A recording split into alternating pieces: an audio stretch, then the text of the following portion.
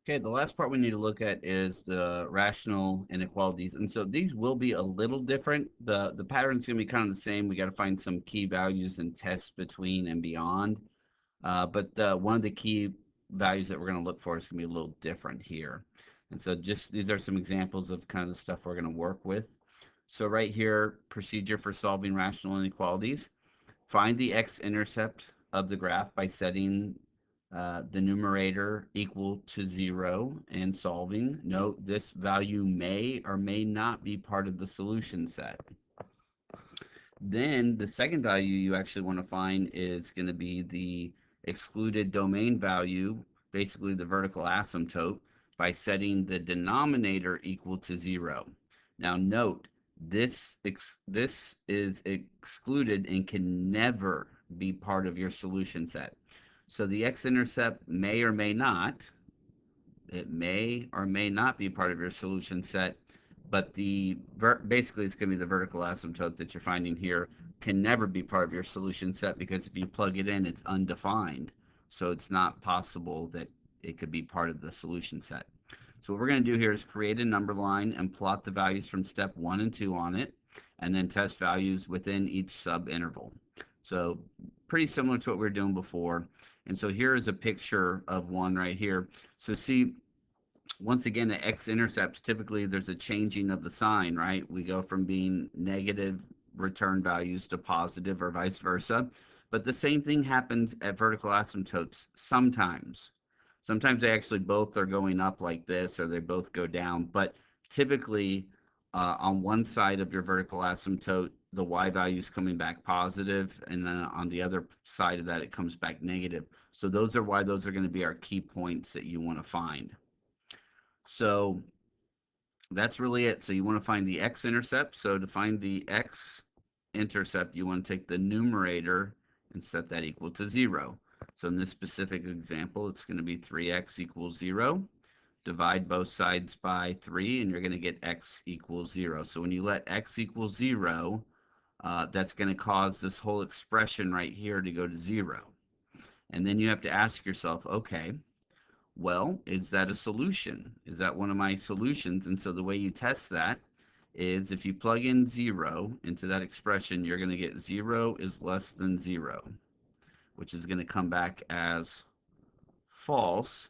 So we know that, it's still going to be a key point on my number line when I find my solution sets, but 0 will be an open circle there. Now the other one will be the vertical asymptote basically that you're finding here, and you find that by taking the denominator and setting that equal to 0 and solving. So we're going to take the x plus 6, set that equal to 0, and then subtract by 6 on both sides. And so we get x equals negative 6. Now that one can never be part of my solution set because if I plug it in, I will get negative 18 divided by 0. We do not divide by 0.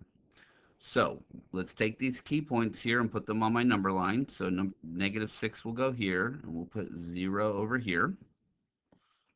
Now I need to test something between negative infinity and negative 6, and then between negative 6 and 0, and then 0 and positive infinity. And so I'm going to try to block this off a little bit here. And just, you want to go ahead, this time we'll just plug it into the original one because we didn't have to factor anything. So it should be pretty simple just to plug into the original. So over here, let's see, what do we want to plug in? Probably like negative 7 would be good. So x equals negative 7. So I'm going to get 3 times negative 7 divided by negative 7 plus 6. And the question is that less than 0? Well, if you're unsure, let's clean this up a little bit. So the top will become negative 21. The bottom will become negative 1. Well, a negative divided by a negative becomes positive. So positive 21 is less than 0. No, positive numbers are not less than 0. So that's going to be false. So we do not want to shade this part right here. Then let's see, let's pick something over here. Let's pick like negative 1. Let's keep it simple. So x equals negative 1. So let's see, you're going to get 3 times negative 1 divided by negative 1 plus 6. Is that less than 0? Well, let's clean it up. Let's see. We're going to get negative 3 divided by 5, which is, that's a negative number, right? It's a negative ratio right here. And negative values are less than 0, so that's going to come back as true right there. Okay, so we do want to go ahead and shade it. And oh yeah, I forgot to put my open circles on those, but they were both open circles in this particular example. So there we go. Go ahead and put that up here. So from negative 6 to 0 with parentheses on both ends. Then the last one we're going to test, we'll go ahead and test 1. So let's let x equal 1. So we plug it in, 3 times 1 divided by 1 plus 6. Is that less than 0? Well, we're going to get 3 divided by 7, which is a positive ratio, so it's a positive value. Positive numbers are not less than 0, so that's going to come back as false. Okay, so you will see on these the pattern of the false, true, so on, but sometimes, once again, it could come back as a true, true, or a false, false. And so just be careful. I don't know, we probably won't see one of those in our cases, but it is possible. I just want to mention that. Okay, so I've got a couple more of these for us to try. So looking at this example right here, let's see. So let's start with the x-intercept.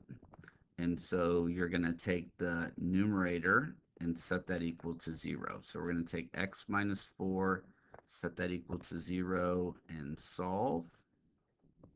So we get x equals 4.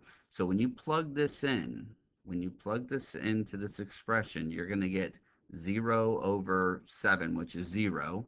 So you're going to get 0 is greater than or equal to 0, which is true. So I'm just going to make a little note there because I will include this as a point of my solution. So I'm going to have a closed dot there. Then the next key value we're going to look for is basically the vertical asymptote.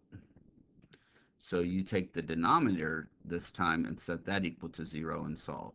So we're going to take x plus 3, set that equal to 0. So let's see, I'm going to subtract 3 on both sides, and I get x equals negative 3. Now that one can never be part of my solution because it will cause the expression to be undefined. So, all right, let's put these on here. So negative 3 and 4. So negative 3 is my vertical asymptote. That one cannot be part of my solution set. The x-intercept can be and is, because when I plug in 4, I get a true statement. So I'm going to put a little closed circle here to indicate that the 4 is included right there. And then now it's just time to test some values in each one of these intervals we have right here. So let's start over here. Let's see, I'm going to start with x equaling negative 4 right here. So let's see, I'm going to get negative 4 minus 4 is, let's see, divided by negative 4 plus 3. Is this greater than or equal to 0? Well, let's see, the top would become negative 8. The denominator would become negative 1. Well, a negative divided by a negative is positive, and positive numbers are greater than 0, so this is going to come back as true. So that's going to be everything from negative infinity to negative 3, and then parentheses. Okay, and then let's see. 0 would probably be an easy one to pick, so let's pick 0. And so when you plug in 0, you're going to have 0 take away 4 over 0 plus 3. Is this greater than or equal to 0? Well, we end up with negative 4 over 3, which is a negative ratio.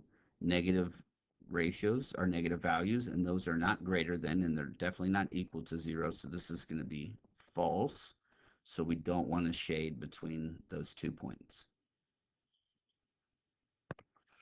Then let's see our last one. Let's go ahead and try x equals 5. So let's see. 5 take away 4 over 5 plus 3. Is this greater than or equal to 0? Well, let's see. The top becomes a 1. The bottom becomes an 8. 1/8 Pretty small number, but it is greater than 0, so that's going to come back as true. And so we'll go ahead and shade to the right. Okay, now what's going to be interesting here is I'm going to union this in and I'm going to bracket the 4 and then to infinity. So you see we had a parentheses with the -3 because it wasn't included because it's the vertical asymptote, but this time my x-intercept was part of my solution set, so I want to bracket that in right there. Okay, so we have one more that we're going to look at, and it's just kind of more of the same. So I would start by finding the x-intercept by taking the numerator and setting that equal to 0. So x minus 4 equal to 0, and we solve that pretty easy. We add 4 to both sides, and so we get x equals 4. And then if I were to plug that in, if I were to plug that in for x here and here, I'd end up with 0 on the left. 0 is less than 0, which is going to be a false. So I do not want to include that. So it's going to be an open circle when I put it on my number line. And then now my excluded value, or my vertical asymptote, you take the denominator and set that equal to 0. And so we're going to take the x minus 6, set that equal to 0. We're going to add 6 to both sides. And we're going to get x equals 6. And that one's never included, so that one will definitely be an open circle. So let's see, I'm going to put 4 here, and put 6 here, and they're both going to have open circles. And then I need to test in these 3 different intervals here.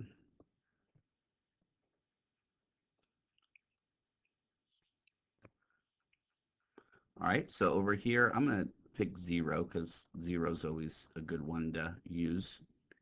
It's an easy one to plug in.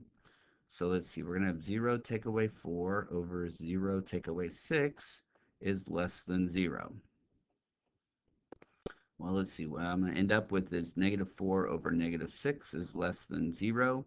Well, the double negatives cancel out, and it does simplify to 2/3 right here. Whether you simplify it or not, it's not really going to matter. The main thing is the double negatives are going to cancel out. So a positive number, 2/3, is less than 0. A positive number less than 0, that's going to be false. So we're definitely not going to shade that area. Then let's pick something here. The best one's going to be 5. So let's pick 5 for this one. So let's see, 5 take away 4 divided by 5 take away 6. Is this less than 0? Well, let's see, on top I will get a 1, and on bottom I'll get a -1 is less than 0. And so yes, this is basically -1, right? -1 is less than 0, so that's going to come back as true. So we'll go ahead and shade between 4 and 6. And then the last one, we need to test something over here. So we'll just go in order. So next would be 7, right? So let's test 7. So let's see, 7 take away 4 divided by 7 take away 6. Is this less than 0? Well, let's see, we're going to get 3 over 1 is less than 0. Well, a positive number being less than 0, nope, that's going to be false. So we don't want to shade here.